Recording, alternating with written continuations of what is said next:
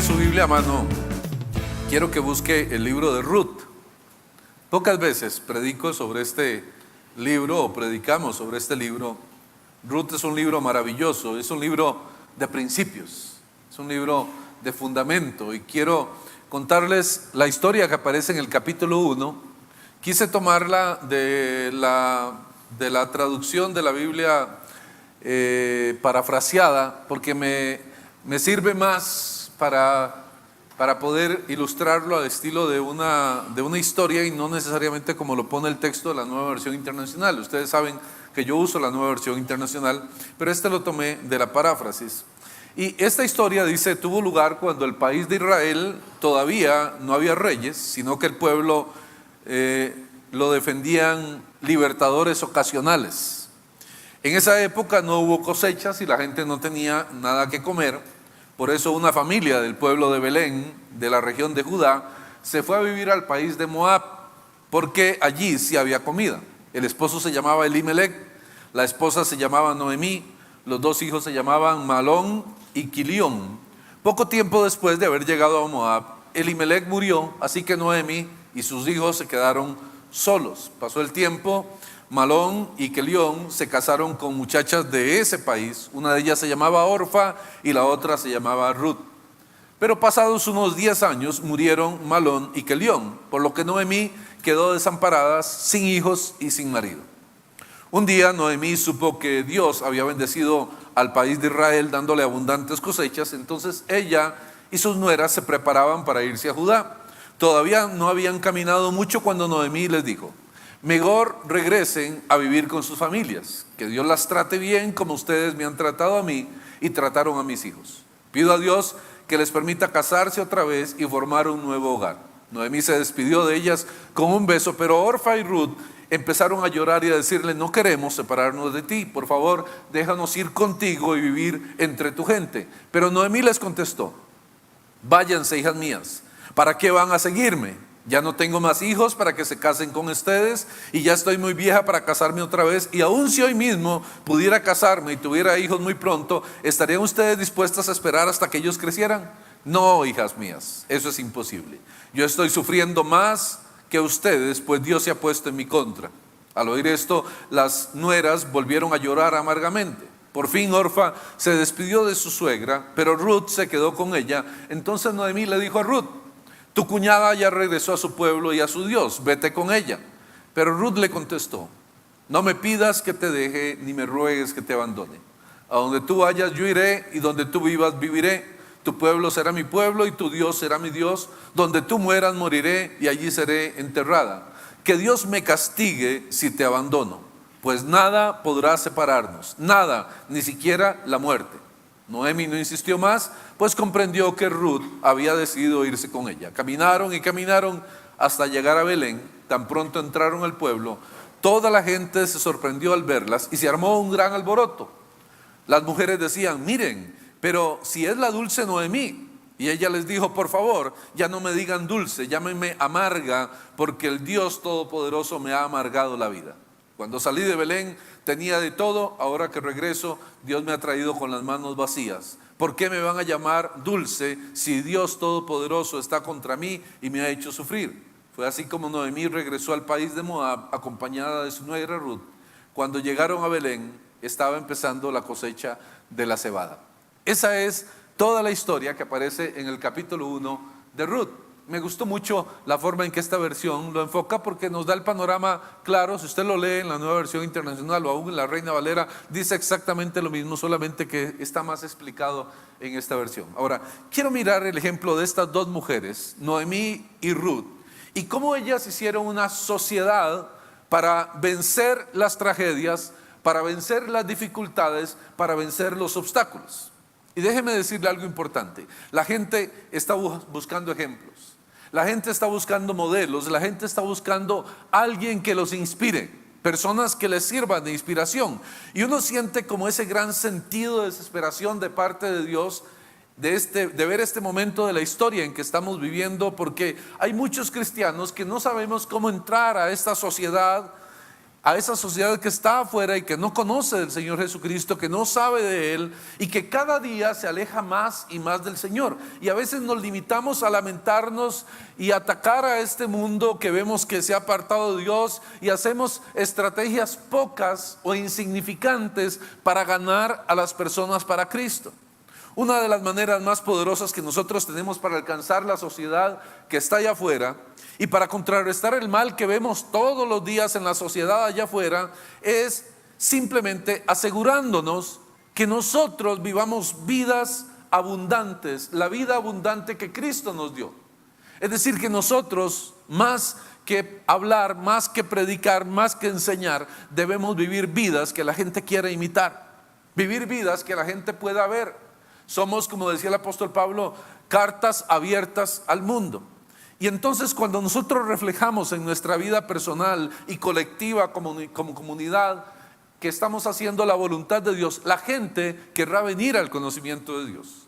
Que la gente mire a Lifehouse y al ver lo que Dios está haciendo en nosotros, en nuestra familia, en nuestra iglesia, cuando la gente vea que nosotros estamos venciendo nuestros gigantes, que estamos creciendo, que tenemos matrimonios armoniosos, bendecidos, que tenemos hijos que están transfiriendo los valores del reino de Dios, que están creciendo saludables, que están aprendiendo, que están yendo a la universidad, que están yendo al colegio, a las escuelas, que son personas que están saludables, honestas, trabajadoras. Cuando la gente vea todo esto en nosotros, que estamos prosperando emocionalmente y madurando y superando las adicciones y los rasgos del carácter que todos tenemos, que estamos glorificando a Dios con vidas ordenadas, cuando la gente ve una comunidad que refleja la belleza del reino de Dios, la gente va a querer entregar su vida a Cristo. Es que es más con el ejemplo que predicamos que con las palabras. Hay gente que tiene muchas palabras, pero muy poco ejemplo. Para mí, ese es el evangelismo más poderoso que usted y yo podemos hacer.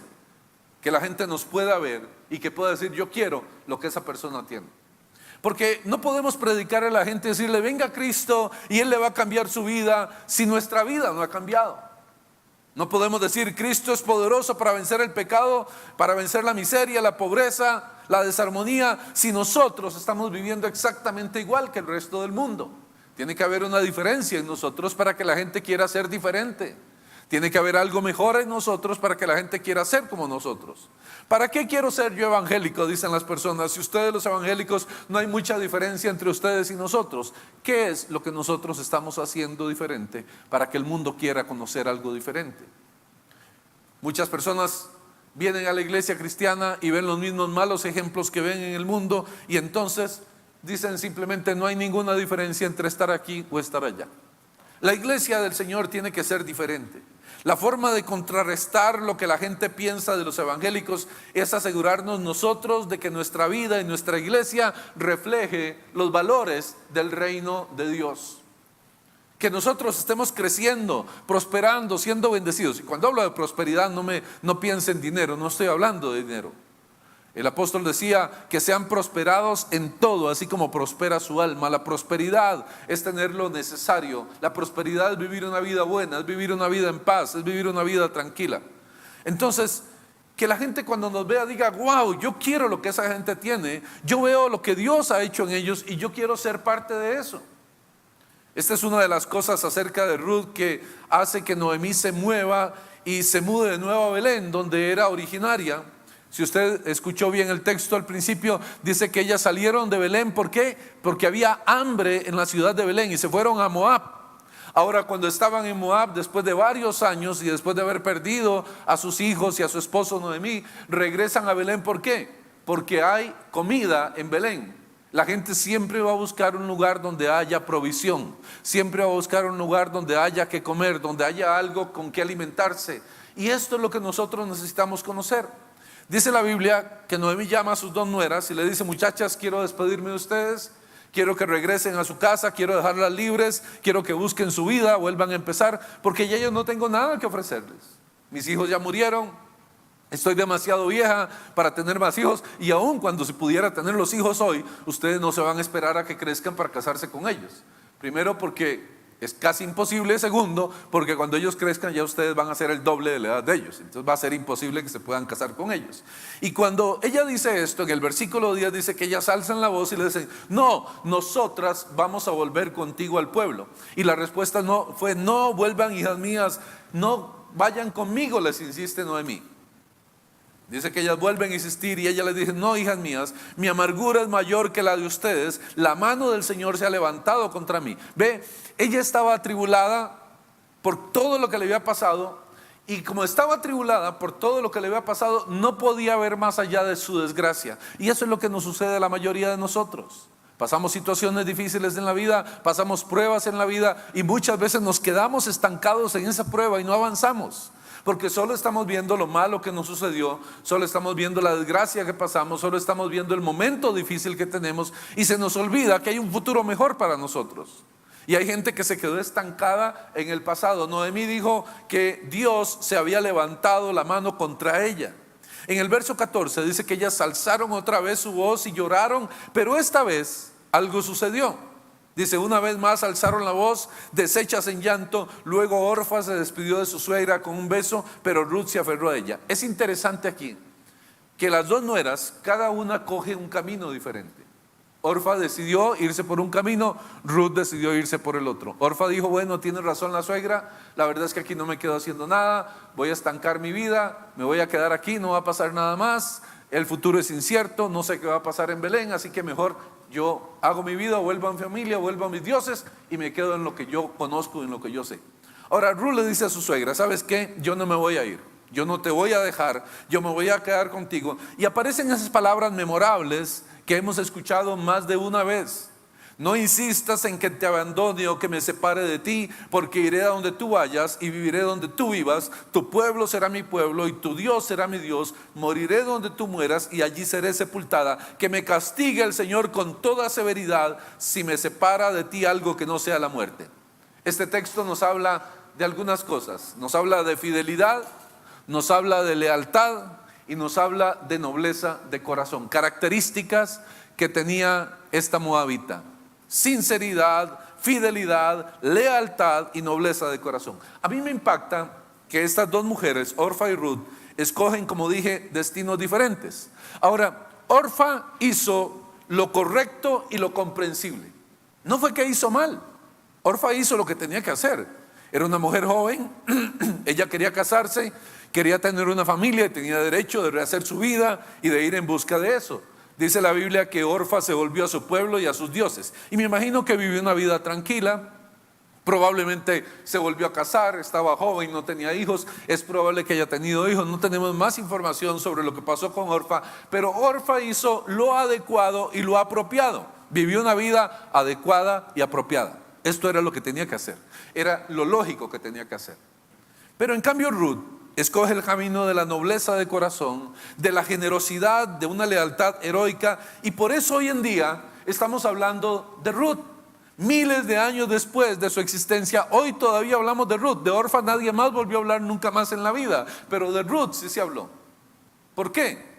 Dios ve el corazón de la gente. Yo creo que uno de los principios más poderosos para el éxito es ese, precisamente, el que escoge el camino de la excelencia y de la grandeza, el que no se queda estancado en lo adecuado y lo apropiado. Hay gente que vive haciendo lo adecuado y lo apropiado, pero no salen de allí y no hacen nada más. Hay personas que se estancaron en el camino haciendo lo adecuado y lo apropiado. Y no es que están haciendo mal, no están dañando a nadie, no están haciendo nada malo, no están perdiendo su tiempo, simplemente se quedaron en lo adecuado y en lo apropiado. Y uno de los principios más poderosos es este. Creo que nosotros tenemos que entender que en Dios no podemos quedarnos con lo básico, no podemos quedarnos con lo simple. El predicador que tuvimos este fin de semana, Marco, es un hombre de muchos años, de mucha experiencia, toda su vida. Un hombre bastante sabio, si ustedes lo escucharon, tiene mucha sabiduría. Y hablando con él, hoy me decía: Carlos, me impactó tu iglesia. ¿Y sabe qué es lo que más me impacta? Me impacta que tengan 7 años, porque yo esperaría que una comunidad como esa tenga 20, 30 años para desarrollarse así. Y él me decía: es que estamos acostumbrados a que las cosas en el reino de los cielos sean lentas, sean lo apropiado y sean lo adecuado. Cuando alguien se sale del canasto, cuando alguien hace algo diferente, eso impacta a muchas personas. Y sabe una cosa, yo creo que nosotros no podemos simplemente quedarnos con lo apropiado y con lo adecuado, con lo básico. Hace unos días una persona me dijo, hablé con un amigo y le conté el proyecto de la ONG, y él me decía: Carlos, ya tienes una iglesia linda, está creciendo, tienes un buen proyecto, la radio está muy bien, ¿para qué quieres hacer algo más? ¿Para qué te quieres complicar la vida con algo más que eso? ¿Sabe por qué? Porque yo no me quiero quedar en lo básico, no me quiero quedar en el estado normal. Yo quiero trascender hacia el estado fundamental, yo quiero trascender hacia algo más. No me voy a quedar en lo básico, en lo que todo el mundo esperaría. Probablemente muchos pastores estarían felices con lo que hoy tenemos nosotros, y estarían felices con quedarse así como están y con ver el crecimiento como va. Yo no puedo, no está dentro de mí. Cuando nosotros le damos al Señor solamente lo básico, probablemente Dios nos va a bendecir. Quizás el Señor verá lo que estamos haciendo y nos va a recompensar, pero la recompensa que tendremos es de acuerdo a lo que nosotros estamos haciendo. Si tú haces lo básico, tendrás recompensa de básico.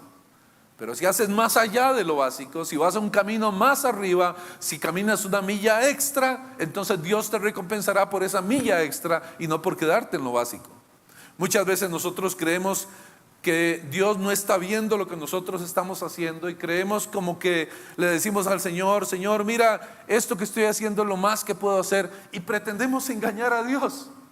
Pretendemos creer que Dios se va a tragar el cuento de que yo solo puedo dar lo que estoy dando hoy. Dios espera siempre un poco más de nosotros.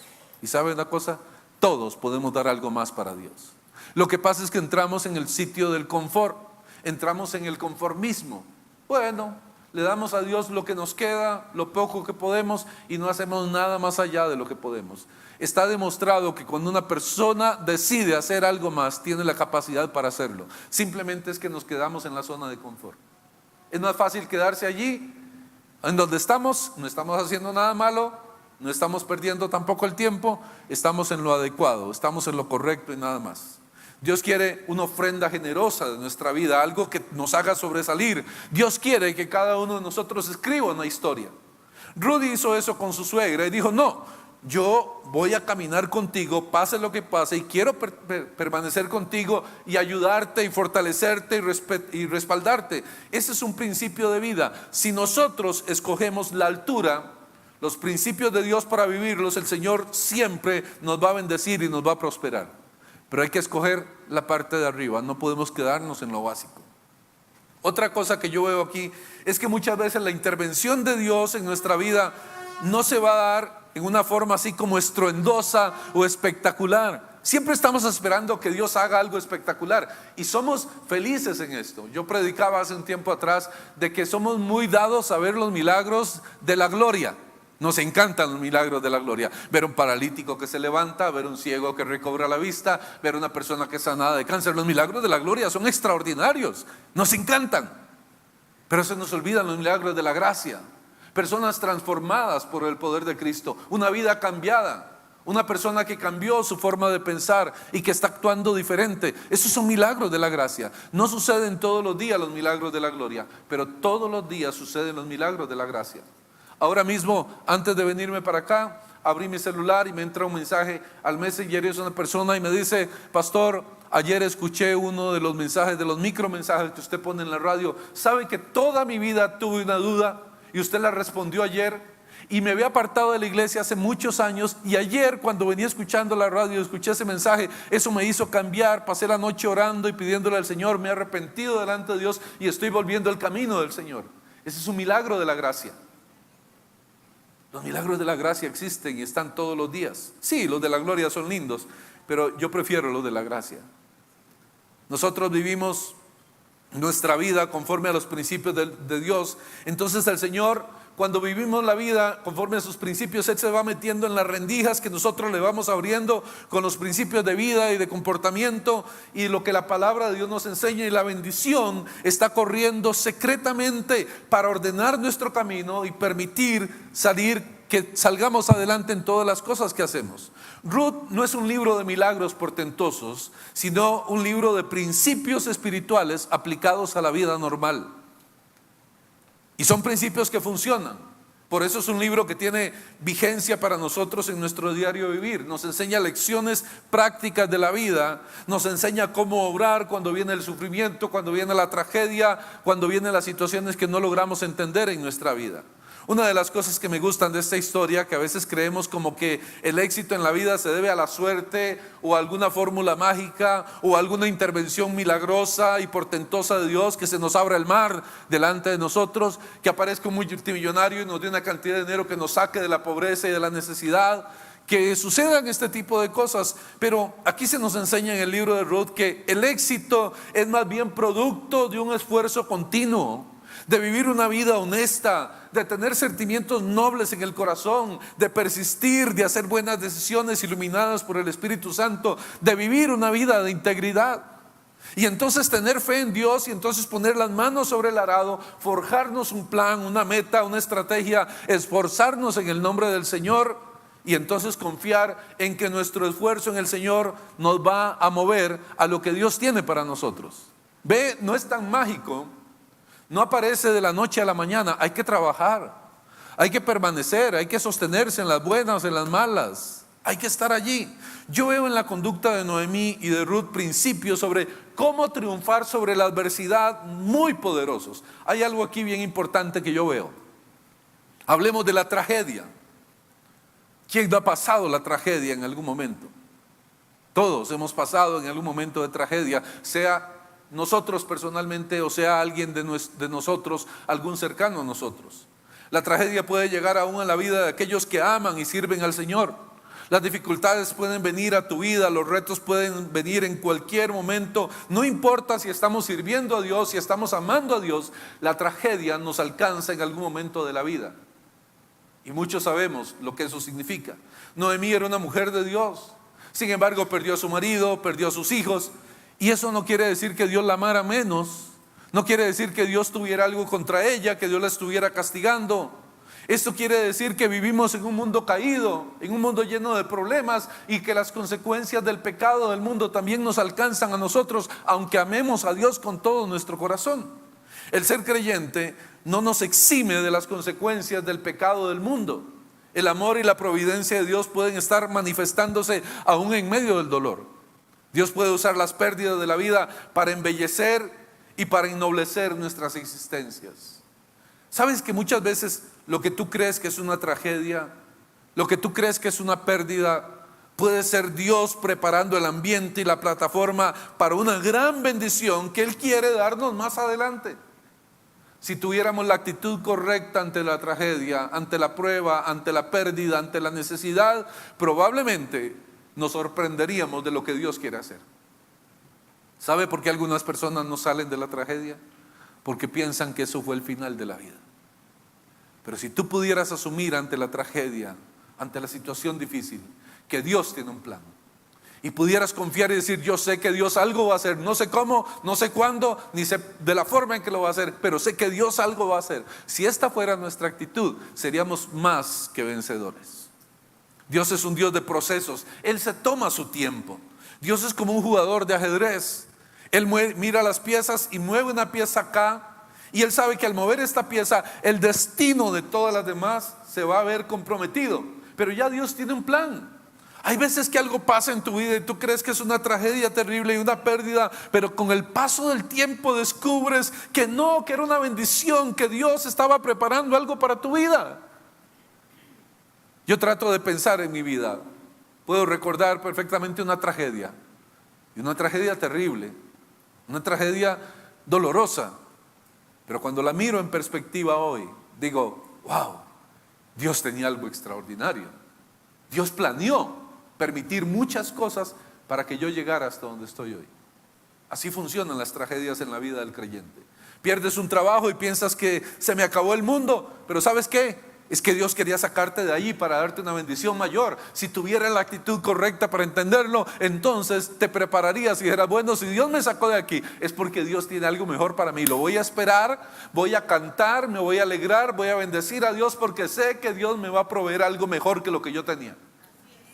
A veces nos morimos por las relaciones, nos enterramos por las relaciones. Si Dios te quitó una relación, es porque Dios vio que esa relación no te iba a bendecir, que esto no iba para ningún lado, y Dios permitió circunstancias en tu vida para que cambies, pero tienes que esperar con ansiedad, con alegría, con bendición, es decir, Dios, wow, ¿de qué me libraste y qué tienes para mí? Yo creo en eso. Yo he visto muchas veces que aún en la vida de la iglesia, en el ministerio, puede que algo suceda que parece que es como algo que nos salió mal. Alguien se va, alguien importante de la congregación, un líder importante, pero viene otro y llena ese lugar y lo llena aún mejor. Y uno dice, Dios tenía esto preparado. Hay muchas maneras en que Dios mueve las piezas de nuestra vida y nosotros tenemos que aprender a confiar plenamente en Él. Dejar que Él sea el que Él haga lo que Él quiera, someternos a sus dichos, creer que Él tiene algo mejor para mí y que en el momento en que Él lo decida, yo lo recibiré. Amén. ¿Sabe qué pasaba con Ruth y Noemí? Que Dios estaba preparando una historia que iba más allá de ellas dos. Tenía que ver con el destino de toda la humanidad. ¿Sabe usted que Ruth llegó a ser la bisabuela del rey David? De donde salió el redentor de toda la humanidad, que fue Cristo Jesús. ¿Qué hubiera pasado si Ruth se queda en Moab? Probablemente Dios hubiera usado a alguien más, pero Ruth se hubiera perdido que a través de su descendencia viniera el rey David y a través de su descendencia naciera Jesús. Si Ruth se hubiera quedado allá, probablemente hubiera tenido otra familia, hubiera tenido bendiciones, pero se hubiera perdido la trascendencia a nivel de lo que hoy nosotros conocemos. Entonces esa aparente pérdida de Ruth, de haber perdido a su marido, de haberse quedado sola, de acompañar a su suegra, de quedarse con un futuro incierto, de llegar a una tierra que no es la de ella, esa aparente pérdida la catapultó para hacer algo mucho más grande de lo que antes tenía. Ruth muere agradecida con el Señor porque encuentra un esposo finalmente, pero muere sin saber que su verdadero destino era ser antepasada del Hijo de Dios y comenzar una dinastía que llevaría a un rey, al más grande de los reyes de Israel, al trono, para que fuera finalmente el sucesor, el anterior al Rey de Reyes y Señor de Señores. ¿No le parece grande? A veces no vemos las cosas en la perspectiva de Dios y pensamos que es una desgracia lo que hoy me sucedió. Pero Dios dice, yo te libré de algo y tengo algo mejor para ti. Entonces yo he aprendido que nosotros no sabemos todas las cosas que Dios está haciendo a través de nosotros. Quizás ese dolor que tú estás pasando, esa pérdida, Dios la va a usar para hacer algo mucho mayor de lo que tú piensas, y otros van a ver quizás tu fe y tu buen comportamiento y van a tomar ánimos para sus propias vidas. Está siendo un ejemplo y un testimonio para muchas personas, aunque no lo entiendas, aunque no lo creas y aunque no lo veas hoy. Dios ve más allá de lo que tú puedes ver. Él se adelantó al tiempo porque Él conoce el tiempo. Quizás eso que estás pasando en este momento en tu vida, Dios lo va a usar para ennoblecerte, para fortalecerte, para darte un momento en tu vida en que Él te va a usar, te va a dar más confianza, va a fortalecer tu fe y para hacerte una persona más poderosa en sus caminos, para que tú seas de utilidad en el reino de Dios. ¿Sabe? Yo he visto a través de los años que tengo de servirle a Dios, siervos de Dios, fieles, que han amado a Dios con todo el corazón, que de un momento a otro les viene una desgracia en la vida. Perdieron un ser querido, vino una separación, hasta un divorcio, y pareciera como que la vida se termina allí, pero se levantan como el ave fénix. ¿Y sabe qué pasa? Dios tiene algo mejor para ellos. En el camino nos cuesta verlo, en el camino nos cuesta entenderlo, y nos equivocamos en el camino, pero Dios siempre tiene un plan. Dios no usa a nadie para que simplemente sea un ser normal. Cuando Dios llama a alguien, cuando Dios llama a un siervo suyo, una sierva suya, cuando Dios tiene un propósito con alguien, le da un par de cachetadas y lo prepara. Yo creo que nadie puede ser verdaderamente profundo en la vida si no pasa por alguna tribulación, por alguna dificultad. La vida es difícil en sí, y lo que Dios quiere es que nosotros crezcamos en conocimiento y aprendamos cómo ser mejores y cómo usar los reversos de la vida para hacer algo más poderoso. Este libro nos enseña cómo encarar el dolor, si lo hacemos con fe y humildad, o si lo hacemos con amargura y rebeldía.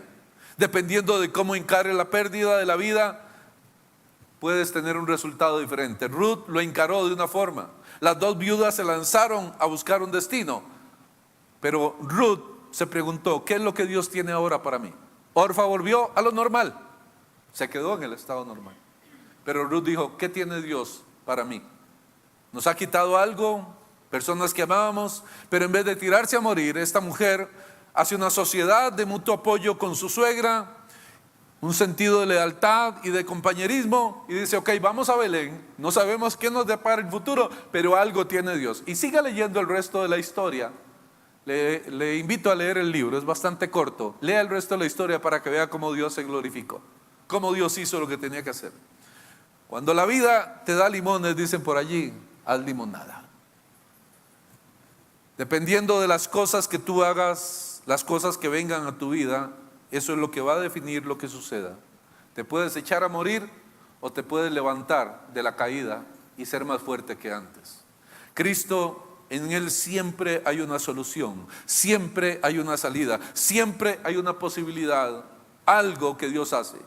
Yo he aprendido y la vida me ha enseñado, ¿sabe cómo? Entrenándome y poniéndome a prueba en medio de las dificultades de la vida. Usted nunca está solo, aunque haya perdido lo que haya perdido. Vivimos en un mundo que es terrible y todos vamos a padecer de algo, todos vamos a perder algo, pero la Biblia dice que Dios toma las tragedias y las pérdidas de la vida y los toma y los usa como peldaños para bendecirnos, para llevarnos a un nivel superior al que antes teníamos. Pero hay un principio allí que yo creo que vemos en estas dos mujeres, y es que nunca te des por vencido. Si Dios está contigo, siempre hay esperanza. Si Dios está contigo, lo que parece un callejón sin salida, el Señor le mete un cartucho de dinamita y abre una montaña y tú pasas a través de esa montaña. Sí, pareciera que todo está oscuro, que todo está negro, que no hay salida, pero Dios abre un camino en el desierto. Si Dios está contigo, no hay razón para que te des por vencido y digas: yo creo que ya mi esperanza se terminó. No, toma nuevas fuerzas, sigue adelante, confía en Él y verás que lo que pareciera un abismo es simplemente una oportunidad que Dios está poniendo frente a tu vida. Dios está trabajando, Dios tiene un plan, Dios tiene un propósito, Dios no se olvidó de ti ni de mí, Dios sigue creyendo en nosotros y seguirá abriendo camino en el desierto y ríos en la soledad. Dios nunca nos abandona, por más oscuro que sea el panorama. Ahora, quizás Dios no se mueva en la forma en que tú quieres que se mueva. Quizás las cosas no sean lo que tú quisieras que sean, ni en la forma en que tú quisieras que fueran, pero siempre la forma de Dios será superior a la de nosotros. Siempre el plan de Dios será mucho mejor que el mío. Dios nos prepara en cosas maravillosas. Quiero concluir contándoles una ilustración. Esta historia es acerca de 3 árboles. Dice el relato que había una vez 3 árboles en una colina de un bosque, y ellos hablaban acerca de sus sueños y de sus esperanzas. El primer árbol dijo: algún día seré un cofre de tesoros, estaré lleno de oro, plata y piedras preciosas, estaré decorado con labrados artísticos y tallados finos, y todos verán mi belleza. El segundo árbol dijo: algún día seré una poderosa embarcación, llevaré los más grandes reyes y reinas a través de los océanos e iré a todos los rincones del mundo. Todos se sentirán seguros por mi fortaleza, mi fuerza y por mi poderoso casco. Eso seré en el futuro. El tercer árbol dijo: yo quiero crecer para ser el más recto y grande de todos los árboles en el bosque. La gente me verá en la cima de la colina, mirará mis poderosas ramas y pensará en el Dios de los cielos y de cuán cerca estoy de alcanzarlo. Seré el más grande árbol de todos los tiempos y siempre la gente me recordará. Después de unos años de que los árboles oraban para que sus sueños se convirtieran en realidad, vino un grupo de leñadores a la montaña, donde estaban los 3 árboles. Y cuando uno vio el primer árbol, dijo: este árbol me parece fuerte, creo que podría vender su madera a un carpintero, y comenzó a cortarlo. El árbol estaba muy feliz porque decía: claro, ahora me van a dar al carpintero, el carpintero me va a convertir en el cofre, me llenarán de tesoros y cumpliré mi sueño. El otro leñador dijo, mientras observaba el segundo árbol: parece un árbol fuerte, creo que lo podré vender al carpintero del puerto. Y el segundo árbol se puso muy feliz porque dijo: wow, voy camino al puerto, voy a convertirme en una poderosa embarcación y voy a llevar reyes. Y voy a tener mucho lujo, voy a tener muchas posibilidades de que me vean. El último leñador se acercó al árbol, estaba muy asustado, no sabía que si lo podían cortar y cumplir su sueño. Y el labrador dijo: no necesito nada especial del árbol que corté, así que tomaré cortaré el tercer árbol, guardaré su madera en un almacén. Convirtió el árbol en unas tablas que se guardaron. Cuando el primer árbol llegó donde el carpintero, fue convertido en un cajón de comida para animales y fue puesto en un portal y llenado con paja. Y se sintió mal porque no era eso el propósito que él quería en la vida. Él dijo: no lo logré, tanto que oré y terminé siendo un miserable cajón donde las vacas comen. El segundo árbol fue cortado y convertido en una pequeña balsa de pesca, ni siquiera lo suficientemente grande para navegar en mar abierto. Fue puesto en un lago para transportar poquitas personas y dijo: no logré mi objetivo, al final no fui lo que yo esperaba ser. El tercer árbol fue cortado en largas y pesadas tablas y dejado en la oscuridad de una bodega. Años más tarde, los árboles olvidaron sus sueños y las esperanzas por las cuales habían orado toda su vida. Entonces un día, un hombre y una mujer llegaron al portal. Ella dio a luz un niño y lo colocó paja dentro de aquel cajón en que fue transformado el primer árbol. El hombre deseaba haber tenido una cama para ese bebé, pero lo que había era un miserable cajón que usaban para darle de comer a los animales.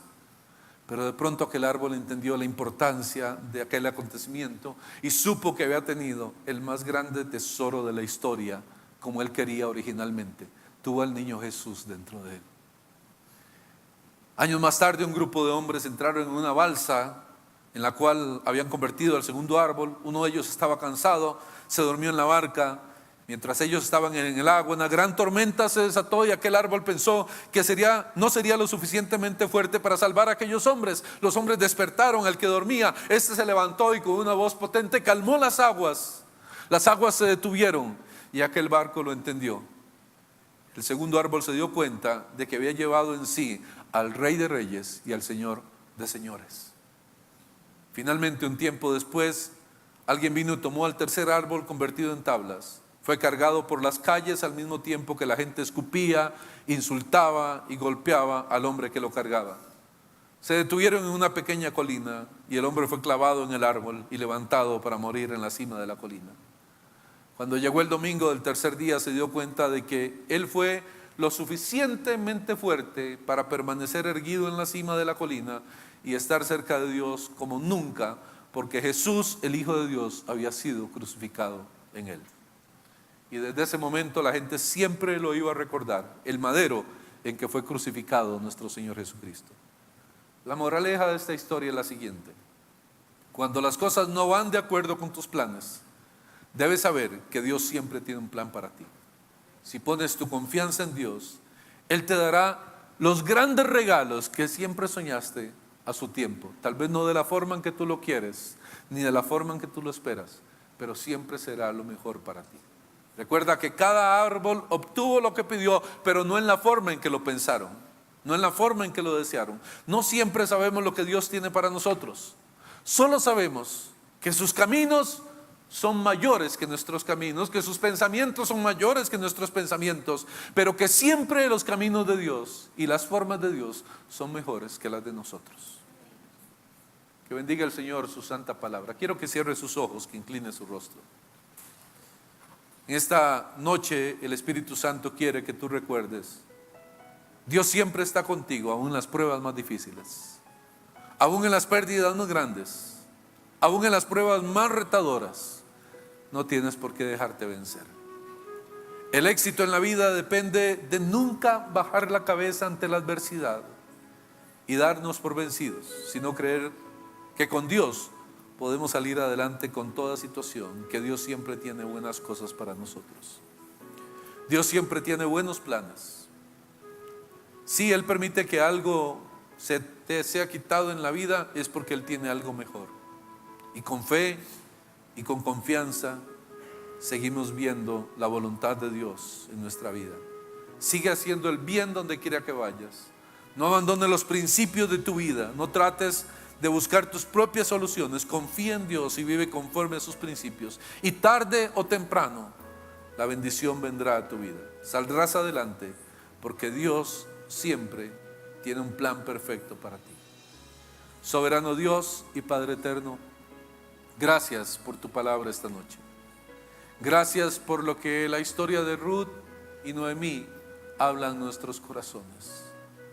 Quizás cuando hemos pasado por esos momentos difíciles de dolor, de prueba, quizás pensemos que es lo último, que ya no hay nada más. Pero qué bueno es saber, Dios, que tú siempre tienes un plan.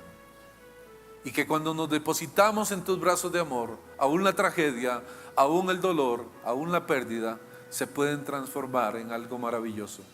Porque tú estás en control.